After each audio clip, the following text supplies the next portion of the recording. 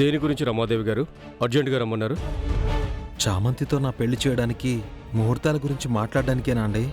పెళ్లి ముహూర్తాల కంటే ముందు మనం అర్జెంటుగా చెయ్యాల్సింది ఇంకొకటి ఉంది. ఏంటండి? ముందు చెప్పండి, రామచంద్రయ్య జైలు నుంచి ఎందుకు తప్పించుకున్నాడో తెలిసిందా? మోటివ్ ఏంటనేది ఇంకా తెలియలేదు రమాదేవి గారు.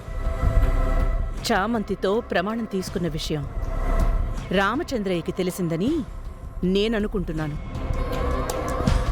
చామంతియే చెప్పుంటుందా? అది చెప్పలేదు. ఎవరో అమ్మాయిని అడ్డు పెట్టుకుని పారిపోయాడు అని చెప్పారు.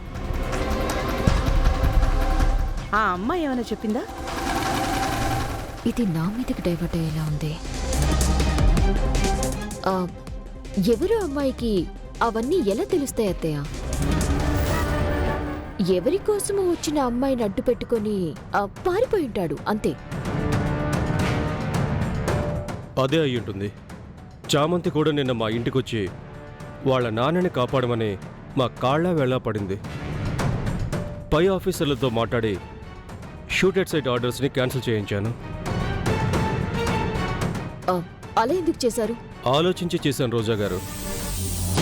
ఆ రామచంద్రయ్య ప్రాణాలతో ఉంటేనే కదా చామంతి ప్రమాణానికి కట్టుబడి గుణాన్ని పెళ్లి చేసుకుంటుంది. పోనీలేండి, బట్ వాడు బయట తిరగడానికి వీల్లేదు.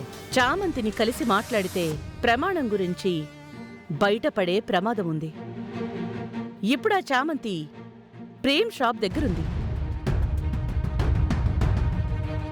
రామచంద్రయ్య కనబడితే అరెస్ట్ చేసి జైల్లో పడేయమని మీ వాళ్ళకి చెప్పండి. అది నేను చూసుకుంటాను.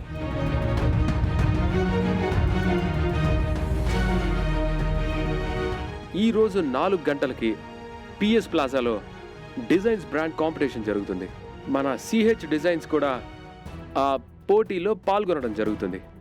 మన బ్రాండ్ తరపున, మా స్పాన్సర్స్ తరపున మన గ్రేట్ మోడల్ పల్లవి గారే పార్టిసిపేట్ చేయబోతున్నారు. అర్థం కాలేదా? మీకోసం నేనంత చేశాను కదా, నా కోసం మీరొకటి చెయ్యాలి. చెప్పండి రామాదేవి గారు. విన్నారుగా, 4 గంటలకి కాంపిటీషన్ ఉంది. ప్రేమ్ తన కంపెనీ ఉనికిని పెంచుకోవడానికి ఆ పోటీల్లో పాల్గొంటున్నాడు. ఆ కాంపిటీషన్లో C&H డిజైన్స్ ఓడిపోవాలి.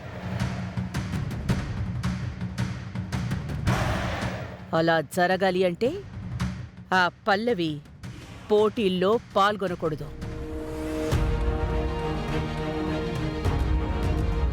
అంతే కదా? చేసేస్తాను రమాదేవి గారు. ఆ 49% గురించేగా మీ దిగులు? ఆమెను గెలవనివ్వను. Thank you sir, thank you so much.